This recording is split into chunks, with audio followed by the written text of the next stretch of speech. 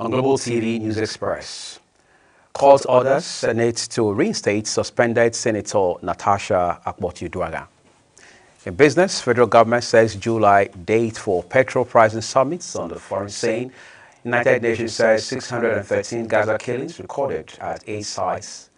In sports, Women's Africa Cup of Nations 2024 prize money increased to $1 million.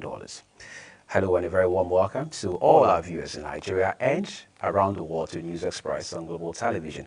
Coming to you live from the nation's capital, Abuja, I am Uyi Agmofwegwe, reminding all of our viewers that Global Television is on DSTV channel 365 and Star Times 276. You can also follow us across all social media platforms using that Global TV NG as well as others now showing on your screen.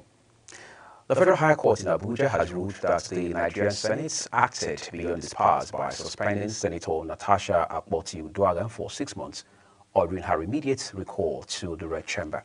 Justice Binta Yanko, who delivered the judgment, described the duration of the suspension as excessive and without a clear legal foundation. According to the court, both Chapter 8 of the Senate Standing Orders and Section 14 of the Legislative House's Powers and Privileges Act, which the upper chamber relied upon, do not stipulate a maximum suspension period. And as such, the court says they were deemed overreaching in this case. In the related development, the Federal High Court has found suspended Senator Natasha Akpoti-Uduaghan guilty of contempt and fined her 5 million naira to be paid to the coffers of the federal government. In a ruling by Justice Binta Yanko, it says Natasha has violated an order of the court's mandate on April 4, restraining parties from commenting on the subject of the pending suit. Justice Yanko held that by posting a satirical letter on her Facebook page on April 27, while the April 4 order subsisted, the suspended senator was in contempt of court. And now to other stories. The Capital Territory Minister Nyesom Wike says peace has finally returned to Rivers State, noting that he owes no one an explanation on the terms of the truce reached with suspended Governor Siminalayi Fubara.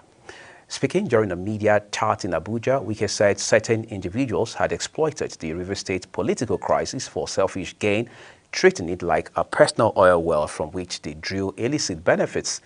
The development came as the Rivers Elders and Leaders Forum called on President Bola Tinubu to lift what they described as a de facto state of emergency in the state, urging the full restoration of democratic institutions. The Independent National Electoral Commission, INEC, has appealed to associates seeking to register as political parties to maintain consistency of their proposed leadership and not cause a delay in the consideration of their applications. The Commission, in a statement, says it has received additional 12 letters of intent from associations seeking to be registered, bringing the number of applications being processed to 122.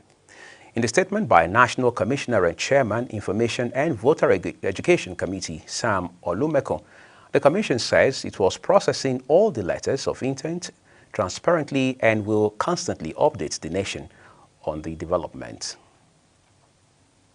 Meanwhile, INEC has released supplementary regulations and guidelines for the review of election results in the country. The Commission's National Commissioner and Chairman, Information and Voter Education Committee, Sam Olumeko, said in a statement in Abuja that the supplementary guidelines were approved at the Commission's meeting held in Abuja. The supplementary regulations and guidelines now cleared procedure and timelines for the review of election results not declared in accordance with the law.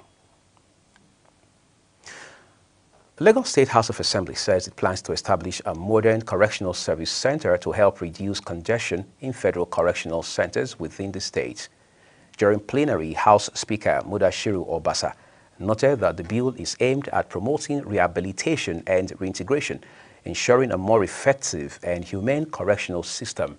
The Assembly stated that the bill would provide for the administration of custodial and non-custodial measures in Lagos and for other related purposes. The House of Representatives has passed a motion seeking to include the President of the Association of Local Governments of Nigeria, ALGON, as a member of the Federation Account Allocation Committee. It also wants President Bola Tinubu to expand the Nigeria Police Academy to multiple campuses across the country. Ogochukwu Mobono has details. The debate surrounding the independence of the local government as the third tier of government is still thriving. Niger State member Shehu Rijal comes with a motion seeking to have local governments from states and the Federal Capital Territory represented in Federation Account Allocation Committee. He cites Section 162, subsection 3 of the 1999 Constitution as amended, which entitles the local governments to share directly in Federation Account Allocation as benefiting entities. That it is imperative to urgently harmonize the provision of the Section 5 of the Act with the Constitution and its current interpretation by the Supreme Court. However, in light of the current position of the Constitution as interpreted by the Supreme Court, it has become imperative that a representative of local government council per state and FCT area council be nominated to represent their interests at FAC. The House also converses the expansion of the Academy into a multi-campus institution to fully discharge its mandate for the advancement of policing, security, and national development. In line with these provisions, and cognizant of the need to establish more campuses, which will provide inclusiveness and strengthen capacity of Nigerian Police Academy to train officers effectively. The House of Representatives has passed for second reading a bill to provide a legal framework for free internet access in selected public places in Nigeria. Bill sponsor Honorable Abubakar Yaya Kusada said it seeks to bridge Nigerians' digital divide by enabling internet services in public spaces like airports, schools, and parks, supporting education, employment, and social inclusion, while aligning with national digital and cybersecurity policies. However, Minority Leader Kingsley Chinda opposed the bill, arguing that internet provision is a commercial service and making it a legal obligation would financially burden government. Honorable Wale Oke raised similar concerns about costs, noting that free internet in other places is often subsidized and commended devising private providers. Internet provision today has been privatized. The implication of this is that government will need to pay. That's one. Two, provision of free internet, to me, is more of a policy and should not have a legal framework. I'm vast by the Minority Leader that perhaps a motion persuading, service providers to ensure this might be helped. Provide a structure that enables collaboration between government, institutions, and the private sector partners while ensuring the security, accessibility, and the responsible use of public internet infrastructure. Meanwhile, the House has adjourned plenary to July 15th as it hosts the annual Open NAS Citizens Engagement next week. Ogochukwu Mobono reporting for Global Television News. The debate surrounding... Well, thank you so very much, Ogochukwu. 7 members of the House of Representatives have officially defected from the People's Democratic Party, PDP, and the Young Progressives Party, YPP, to the ruling All Progressives Congress, APC.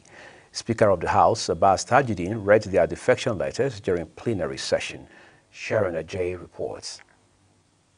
The defectors in their respective letters cited escalated internal crisis within their parties, particularly within the PDP regarding the office of the National Secretary, where multiple fractions lay claim to the position. They described the situation as irreconcilable, prompting their decision to resign from the party, a move they claim is justified under Section 68, subsection 1G of the Nigerian Constitution. The YPP lawmaker also attributed his defection to unresolved leadership crisis in his party. Reacting to the development, Minority Leader Honorable Kingsley Chinda raised the point of order, expressing deep concern over the defections and the state of Nigerians' democracy, while acknowledging that Section 40 of the Constitution guarantees freedom of association. He reminded the House that Section 68, subsection 1G outlines conditions and consequences of such political moves.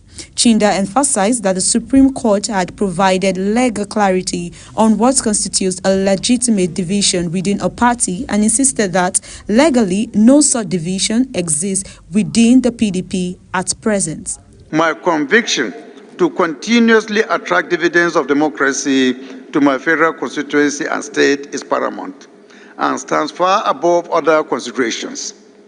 However, the escalating internal crisis in the PDP, especially regarding the office of the National Secretary, where some party officials currently lay claim to, and other irreconcilable differences, have caused me to review my membership of the party. Raise this point of order. I want to start by conceding that under Section 40 of our Constitution, every citizen, including parliamentarians, have a right of peaceful assembly and association, a right to choose political parties that they wish to belong to. He urged the Speaker to act in accordance with the Constitution and existing court ruling when addressing the defections. Sharon Ajay, reporting for Global TV News. The defectors. We appreciate you, Sharon, for your reporting there. We're taking a quick break now on the news. When we return, so much more stories coming your way. Please stay with us.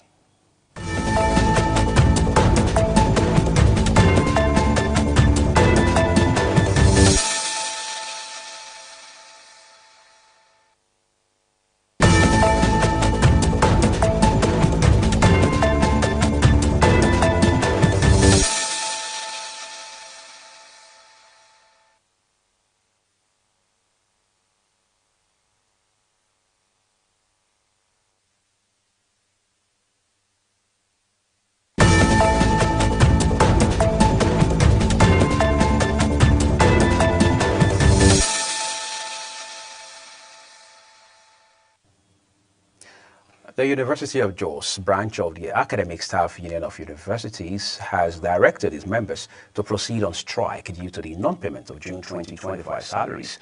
Chairman of the union, Jubre Mogus, in the institution, gave the directive in a message he circulated to members of the union. Mogus stated that this is in line with extant National Executive Council's resolution that branches should take action when salary is not paid by the third day of a new month, and their Congress resolution of 4th June 2025 reaffirming this position. Again, we take you back to legislative matters now. The House of Representatives has called on the Chief of Defense Staff, General Christopher Musa, the Inspector General of Police, Kayode Egbetokun, and heads of other security agencies to step up efforts to safeguard lives and property in the face of worsening insecurity across the country. This resolution follows two motions of urgent public importance moved by Zakaria Nyampa and Suleiman Gumi, who raised alarm over recurring attacks in their constituencies by terrorists and armed gangs. They said the victims, who are mostly rural farmers, had been displaced from their homes and farmlands, undermining national food security and worsening humanitarian conditions in the area. You're watching the live broadcast of News Express with Uyi Agmofwegbe. When the rest of the news returns, United Nations says 613 Gaza killings recorded at its side. Details coming shortly, plus business and sports stories for you on the other side of this break. Please do stay with us.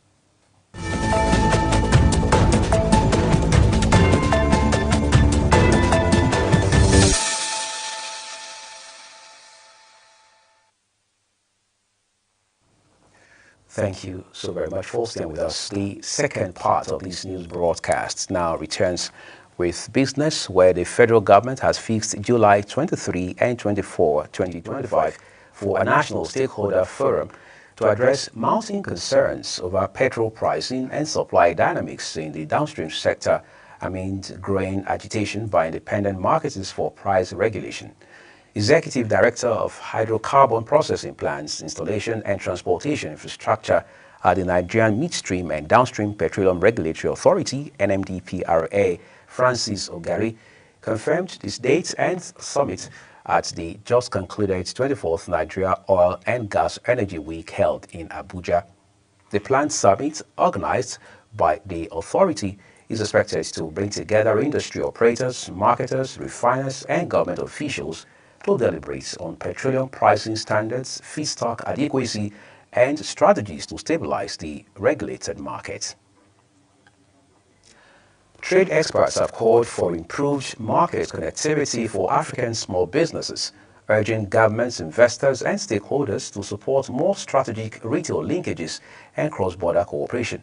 Founder and Chief Executive Officer of Made in Africa Brands Ambassador Flora Mbeledogu observed that the challenge of visibility has made African products seem almost invisible on the shelves of global stores.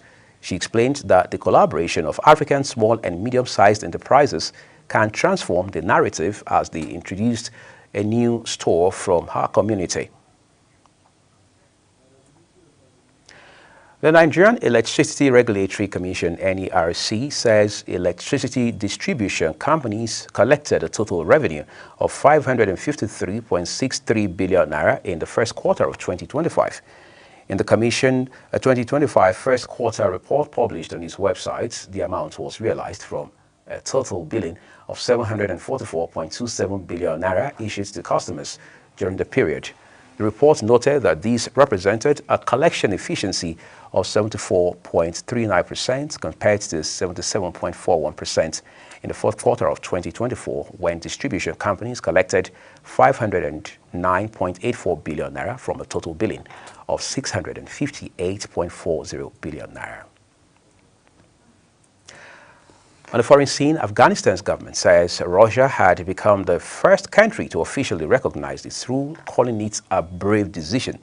The announcement was made after Afghanistan's Foreign Minister Amir Khan Muttaqi met with Russia's ambassador to Afghanistan, Dmitry Kinov, in Kabul. The Taliban swept back to power in 2021 after ousting the foreign-backed government and have imposed an austere vision of Islamic law. Russian President Vladimir Putin has told his United States counterpart Donald Trump that Moscow will not give up on its goal of eliminating the root causes of the war in Ukraine. Kremlin aide Yuri Ushakov told reporters, although he added that Putin had also expressed a readiness to seek a political and negotiated solution to the conflict during his one-hour phone conversation with President Trump. Trump has said after the call that he had made no progress with Putin on moving towards a ceasefire, noting that he was not happy about the war in Ukraine. As they say, no one wins in war. The United Nations Human Rights Office says it has recorded at least 613 killings of Palestinians, both at controversial aid points run by the Israeli and United States-backed Gaza Humanitarian Foundation and near humanitarian convoys. Office of the United Nations High Commissioner for Human Rights said 509 of the 613 people were killed near Gaza Humanitarian Foundation distribution points. The Gaza Health Ministry has put the number of deaths at more than 650 and those wounded as exceeding 4,000.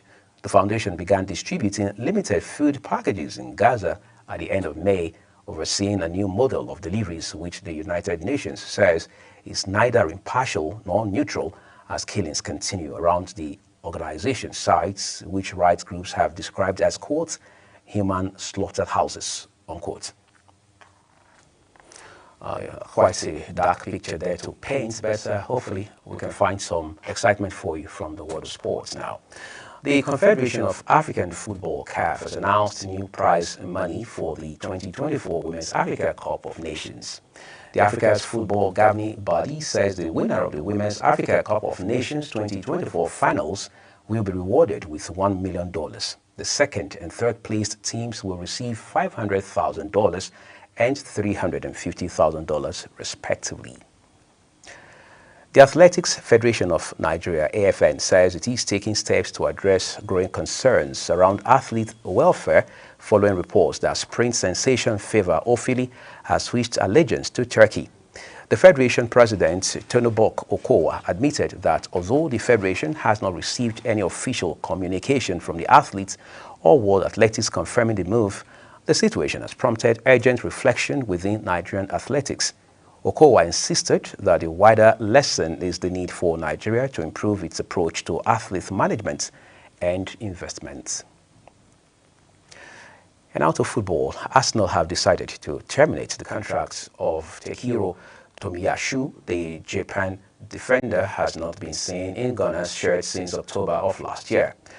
Tomiyasu underwent an operation on his knee in February and is expected to be unavailable until the end of 2025. That's quite a long time to be out of the pitch now, isn't it? As we end Global Television News Express, a quick look at some of our big stories. The Federal High Court in Abuja has ruled that the Nigerian Senate acted beyond its powers by suspending Senator Natasha Akpoti-Uduaghan for 6 months, ordering her immediate recall to the Red Chambers. In business, the federal government has fixed July 23 and 24, 2025 for a national stakeholder forum to address mounting concerns over petrol pricing and supply dynamics in the downstream sector amidst growing agitation by independent marketers for price regulation. On the foreign scene, the United Nations Human Rights Office says it has recorded at least 613 killings of Palestinians, both at controversial aid points run by the Israeli and United States-backed Gaza Humanitarian Foundation, as well as near humanitarian convoys. Finally, in sports, we told you the Confederation of African Football, CAF, has announced new prize money for the 2024 Women's Africa Cup of Nations.